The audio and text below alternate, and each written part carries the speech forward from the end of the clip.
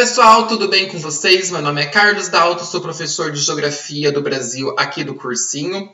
E hoje nós vamos ver a nossa unidade número 9, aula 9, parte 1, Grandes Formações Vegetais do Brasil.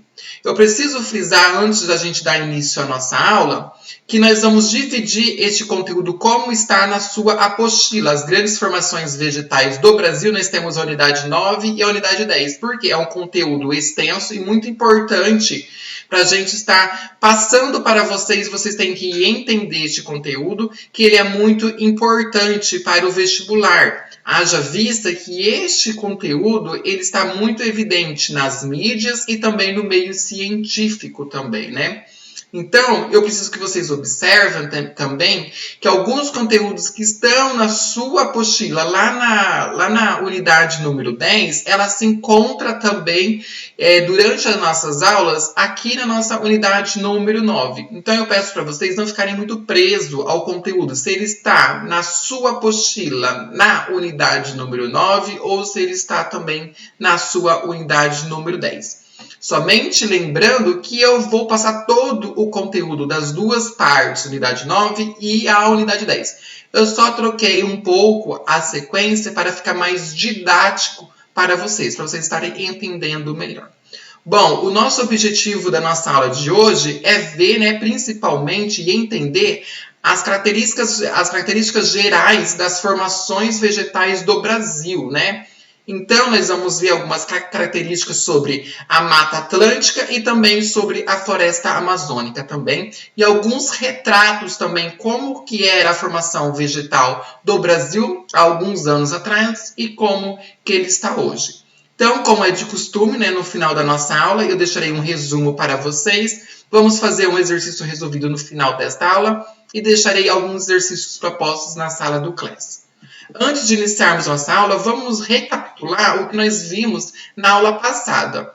Então, a gente viu que a zona tropical, a precipitação no decorrer do ano não é uniforme, ou seja, existe algumas características que algumas épocas dos meses, do ano, algumas estações principalmente, ocorre mais ou menos precipitações nas zonas tropicais.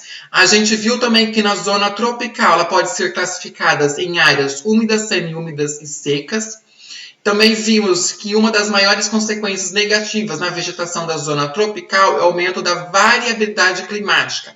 Seca em determinadas épocas e precipitação elevadas em outras. Está intensificando, essa seca e essa precipitação elevada, O que caracteriza principalmente durante as épocas de seca, que é entre maio e setembro, nessas localidades, estão o aumento das queimadas, como a gente pode ver muito durante essas épocas nos meios de comunicação. Também vimos que o clima desértico existe uma elevada amplitude térmica também, e também vimos que no Brasil não existe áreas desérticas, mas sim áreas semiáridas, daí no caso, Alguns estudiosos hoje eles afirmam que algumas áreas das regiões semiáridas brasileiras podem se tornar futuramente em áreas desérticas. Essas localidades é principalmente nas áreas do sertão nordestino, que está ocorrendo o processo de desertificação. Então, vamos começar, pessoal, a nossa aula de hoje, Vamos primeiro apresentar a vocês algumas características gerais das grandes formações vegetais do Brasil, Ou seja, são as características gerais, depois nós vamos para as características específicas de cada formação vegetal. Nas características gerais, nós temos alguns estudos, ou nós temos alguns grupos, muito importantes que fazem das formações vegetais do Brasil muito importante para o mundo. Bom, alguns estudos relacionam a vegetação, a sua formação principalmente a partir do clima e relevo. Ou seja, o clima e o relevo é muito importante para determinar, qual vai ser a vegetação predominante naquela área. Nós chamamos, esse estudo de vegetação junto com o clima e o relevo, que são as características, de domínios fitogeográficos. Ou seja, os domínios fitogeográficos é o que ele relaciona a vegetação com o clima e o relevo. Também nós sabemos também que para ter uma formação vegetal em alguma determinada área, é muito importante as condições climáticas daquela área, ou seja, a sua temperatura, a umidade e a luz solar. Ou seja, se eu tenho uma temperatura mais elevada, eu vou ter naquela localidade uma característica X de alguma formação vegetal. Se eu tenho uma umidade menos elevada, ou seja, uma umidade relativa do ar muito baixa naquela localidade, eu vou ter também uma formação vegetal diferente de alguma localidade que tem uma característica de alguma umidade relativa do ar alta. Mesma coisa a luz solar. Se a luz solar eu tenho naquela localidade aproximadamente 10 horas por dia, 8 horas por dia, eu vou ter uma vegetação predominante naquela área. Se eu tenho menos luz solar numa determinada área, eu vou ter também um outro tipo de vegetação.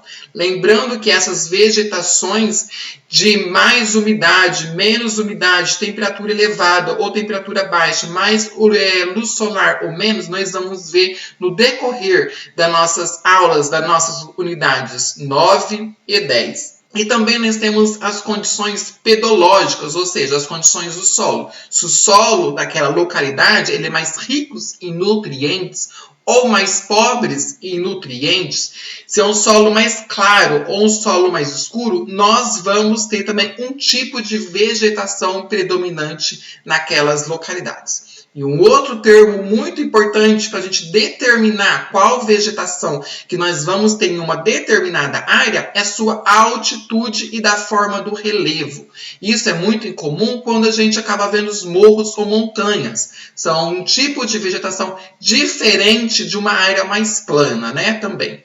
E aí agora nós entramos nos grupos, né? Nós temos 2 grupos grandes, principalmente sobre as formações vegetais do Brasil. Nós temos o grupo florestal, que é constituído pela Mata Atlântica, Mata das Araucárias, Mata dos Cocais, a Mata Amazônica e o mangue. Então, esse grupo de floresta, de florestal. Então, lembre-se, quando se pedir o grupo florestal, vocês têm que lembrar das principais florestas brasileiras, no caso da geografia do Brasil e no caso das formações vegetais do Brasil. Então, o grupo florestal é a Mata Atlântica, a Mata das Araucárias, Mata dos Cocais, a Amazônia e mangue. E nós temos o grupo do campestre também, que é constituído pelo Cerrado, Caatinga, Pampa e Pantanal, né? Que são características próprias do campestre, ou seja, são uma formação vegetal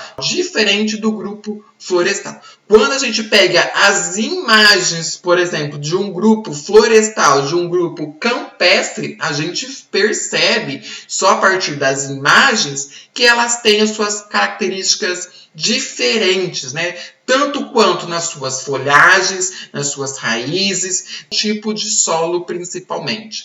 Então, a formação vegetal pode ser caracterizada, aí está na sua apostila. Mas este assunto nós vamos nos aprofundar lá na nossa unidade no número 10. Então, a formação vegetal, ela tem as suas características, principalmente quanto à sua umidade, quanto às folhas, como eu já disse mesmo, quanto à sua forma. Essa forma pode ser o tamanho das folhas, do caule, da profundidade das raízes e também na sua dinâmica, ou seja, o seu tamanho das árvores e todo o processo da formação do vegetal. Também ela é muito importante quanto à sua formação e quanto à sua variedade de espécies. Ou seja, em determinadas áreas, mesmo nós temos um tipo de floresta, como por exemplo a Mata Atlântica ou a Floresta Amazônica, a variedade de espécies, ou seja, de animais ou espécies de formações de vegetais, as próprias árvores, é diferente. Por exemplo, quando eu pego a floresta amazônica e comparo com a Mata Atlântica, essas características, que é a variedade de espécies, elas são diferentes numa área para outra. Até mesmo quando nós pegamos 2 áreas mais próximas agora, como por exemplo o Cerrado E também nós temos a floresta amazônica, que são duas espécies, são duas formações muito próximas, né? Uma entra no grupo florestal e a outra é do grupo campestre.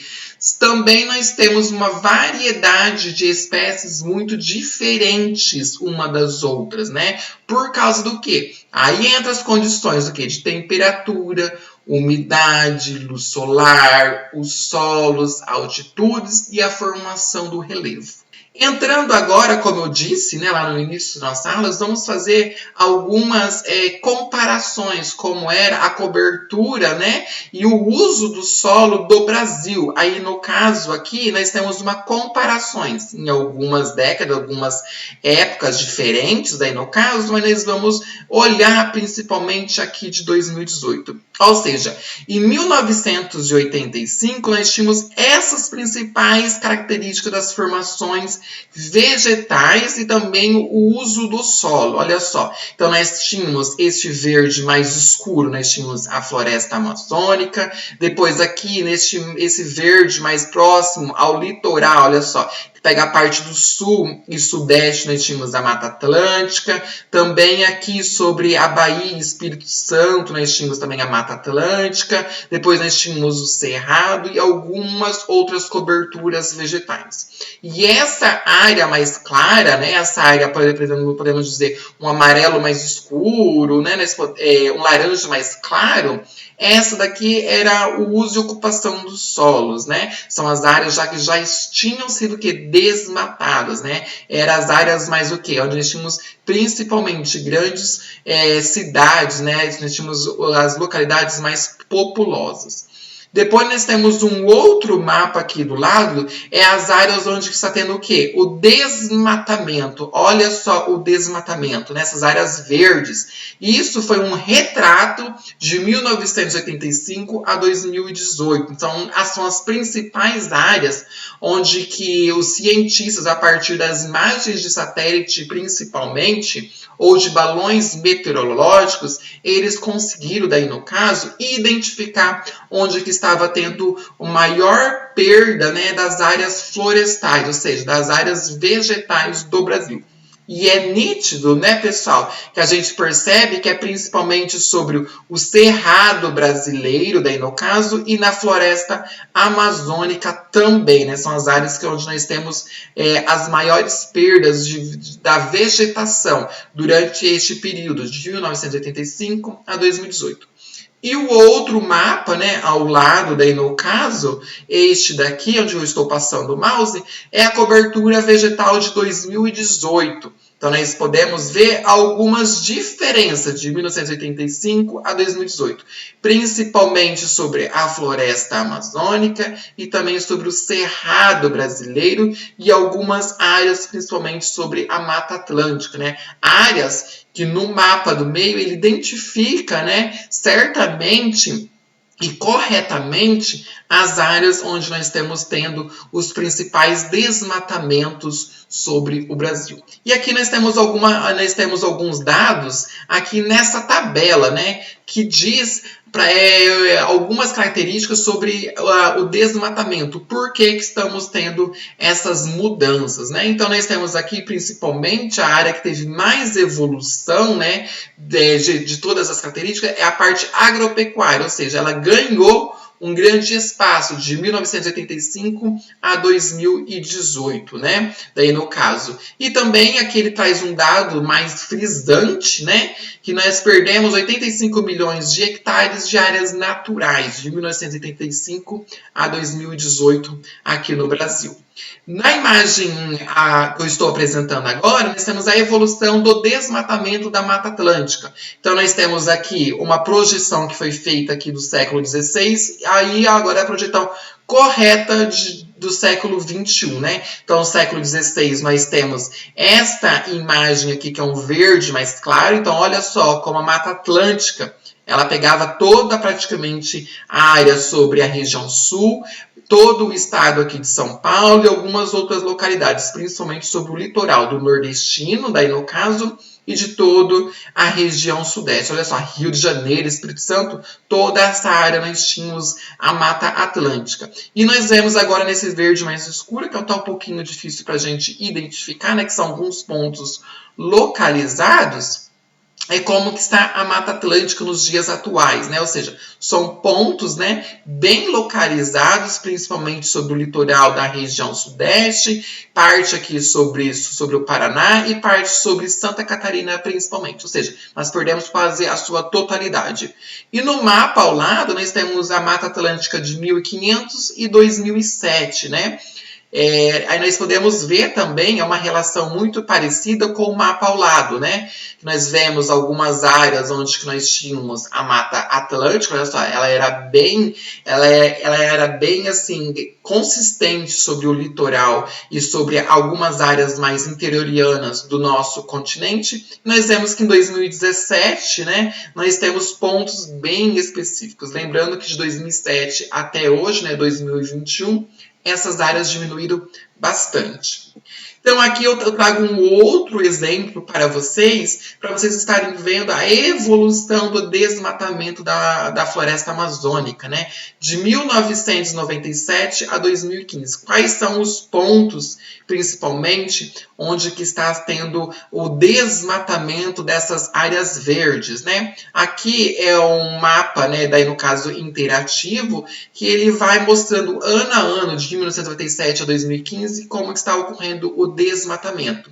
Então, vocês podem observar a partir desta animação que são principalmente essas áreas mais, podemos dizer, entre as bordas da floresta amazônica, né, que está sendo desmatado, principalmente a partir da grande evolução da agropecuária, daí no caso, né, que é a plantação de soja, milho, algumas outras culturas também, e a pecuária também, né, pessoal, que eles acabam utilizando essas áreas para aumentar a sua produção da pecuária, né, aqui no Brasil. Lembrando que essas áreas, pessoal, é muito pouco desmatamento para a expansão urbana, né? A expansão urbana não se caracteriza muito nesse grande desmatamento da floresta amazônica. Então, a gente pode ver que a grande parte da sua borda da floresta amazônica está sendo toda desmatada, e a gente vê que na parte mais interioriana, na parte mais do interior da floresta amazônica, ocorre muito pouco, né? Ou ocorre uma grande diminuição, daí, no caso, comparado com toda a borda da floresta amazônica, no seu grande desmatamento. Então, é nítido a gente ver como está sendo desmatado a floresta amazônica.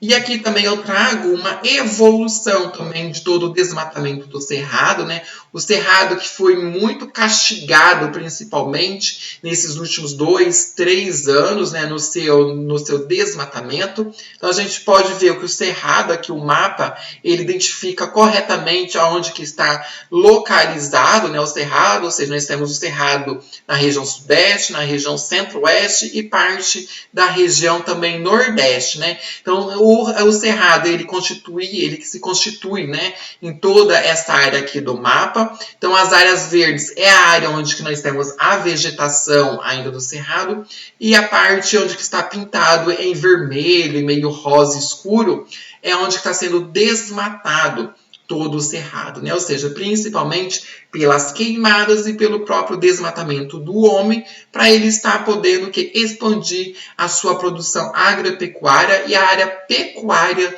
também. E aonde que está em azul, né, que é um pouco mais difícil da gente poder identificar neste mapa, é onde que está principalmente as águas, né, os grandes rios de todo o cerrado brasileiro. Então, pessoal, vou mostrar para vocês agora a evolução do desmatamento do estado do Paraná de 1890 a 1990.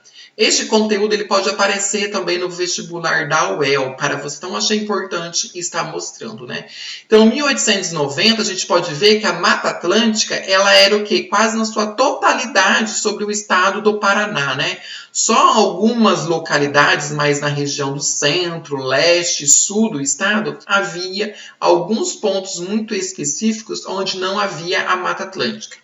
Já em 1930, percebe-se que a região norte e norte velho do Paraná e na região dos Campos Gerais já houve uma aceleração no seu desmatamento. Região norte e norte velho do Paraná, principalmente pela colonização e a partir de então o surgimento de algumas cidades e posteriormente para se plantar o café, e na região dos Campos Gerais porque começou a surgir também algumas culturas, principalmente, e também o surgimento de algumas cidades. Em 1950, percebe-se que houve uma expansão do grande desmatamento da Mata Atlântica, né, sobre a região norte, norte velho, e chegando ao Novo Norte também, né, e a região dos Campos Gerais, né, houve um grande desmatamento e já também começa a avançar para a região sul e centro do estado. E já em 1990 a gente pode ver, pessoal, houve quase a totalidade do desmatamento da Mata Atlântica sobre o estado do Paraná.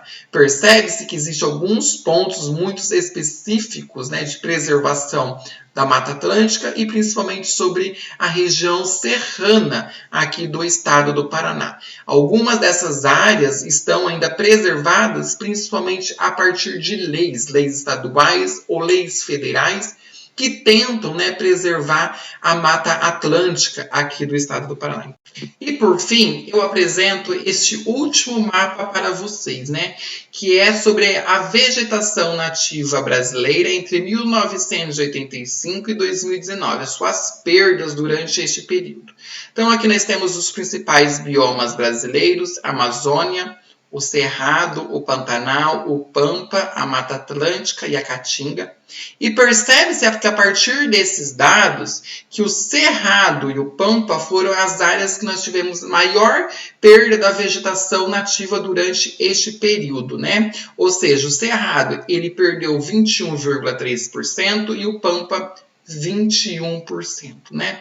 E a Mata Atlântica, mesmo ela sendo muito desmatada desde a colonização brasileira, né? Que sabemos que a colonização brasileira ela começou sobre o litoral brasileiro, em sentido litoral, ao sentido interioriano do nosso país, mesmo assim ela perdeu 10,3%.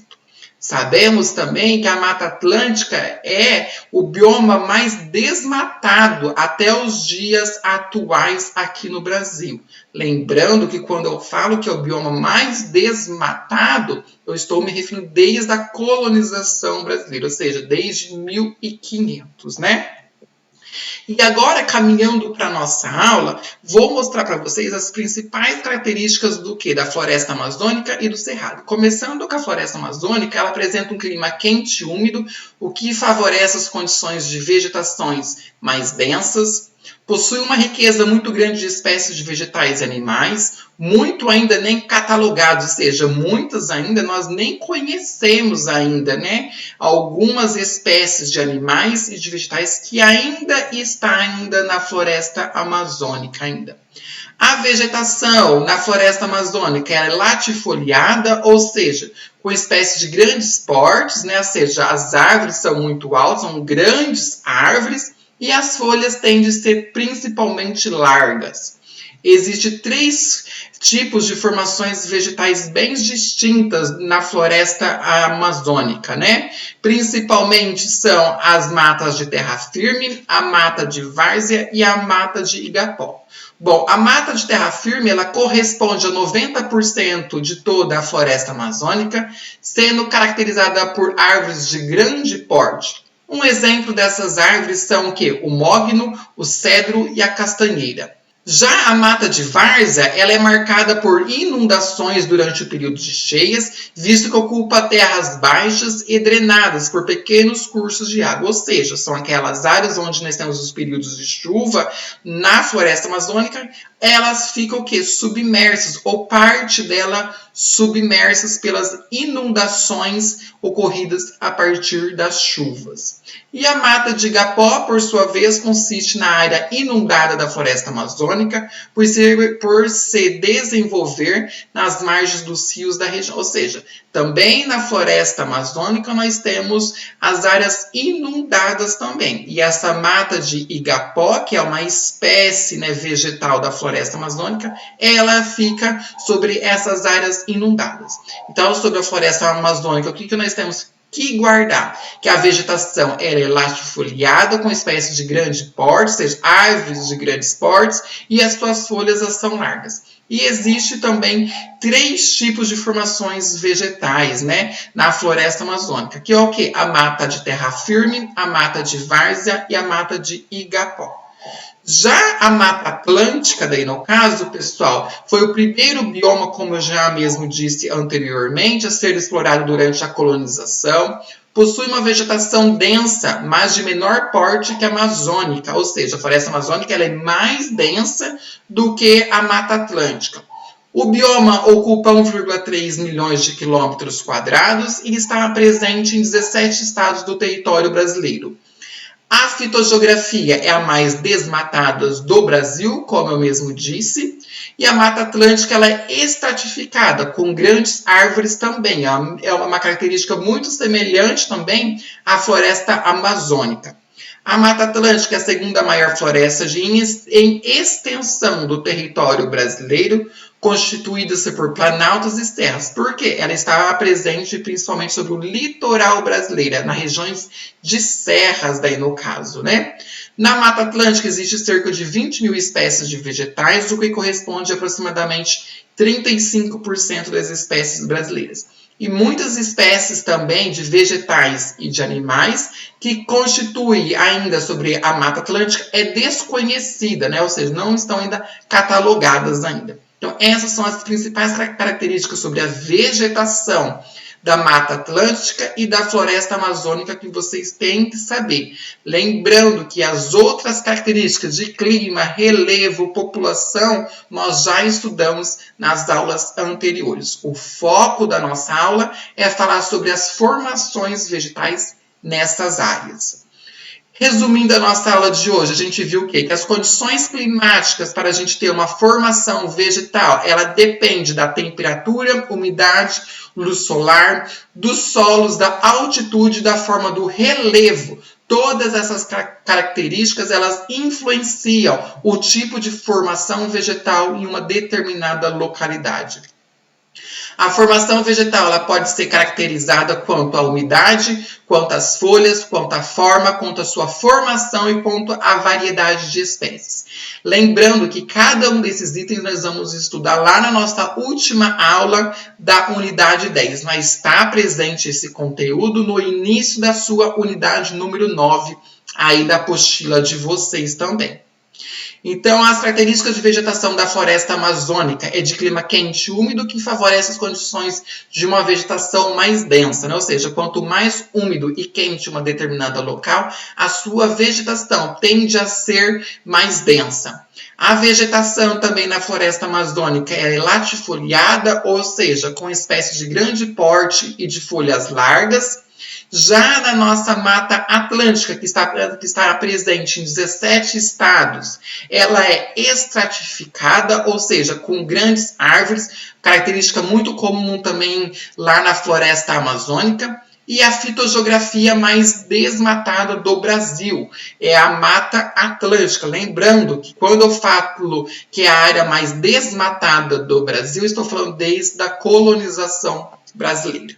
Bom, agora vamos ver uma questão do Enem, como que caiu esse conteúdo na prova daí no caso. E a questão diz assim: a vegetação da Mata Atlântica ela é composta por diferentes formações vegetais, predominantemente do tipo floresta tropical, que apresentam diferentes fisionomias conforme fatores como o clima e o relevo. Lembrando, existem alguns outros fatores como eu mostrei para vocês, mas na questão eles só colocaram 2 fatores. Aí eles fazem a seguinte pergunta: qual afirmativa abaixo apresenta uma característica da vegetação da Mata Atlântica? Aí eles colocam a alternativa A, B, C, D e E. Pause o vídeo, faça a questão, depois vocês voltam para ver se vocês acertaram essa questão. Então, a resposta correta, pessoal, é a alternativa D, que diz assim, índice muito elevado de biodiversidade por hectare. Ou seja, a vegetação da Mata Atlântica, ela apresenta, sim, uma elevada biodiversidade. Até mesmo eu falei que algumas partes dessa biodiversidade, ou seja, tanto quanto animal, tanto vegetal, ainda é desconhecida, como da floresta amazônica. Mas aqui ele está pedindo sobre a Mata Atlântica. Vamos ver as outras alternativas porque elas não estão corretas. A alternativa A, ela diz assim, presença de árvores retorcidas com galhos tortuosos. Não, pessoal. Galhos, né, ou árvores retorcidas, pessoal, é uma característica da vegetação do cerrado, que nós vamos ver nas próximas aulas. Uniformidade na vegetação da formação de florestas? Não, pessoal, nós não temos essa característica de uniformização na floresta da Mata Atlântica, né? Ocorrência de vegetação formada por gramíneas? Não, pessoal, nós não temos essas características. Essa característica de formação de gramíneas, que seria as gramas, pessoal, ela é presente principalmente, daí no caso, lá no sul do Rio Grande do Sul. Lá, daí no caso, no Pampas Gaúchos, né?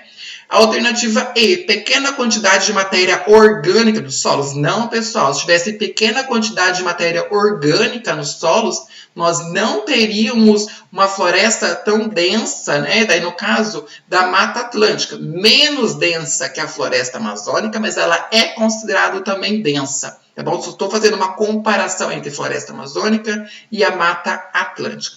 Por isso que a alternativa correta é a alternativa D.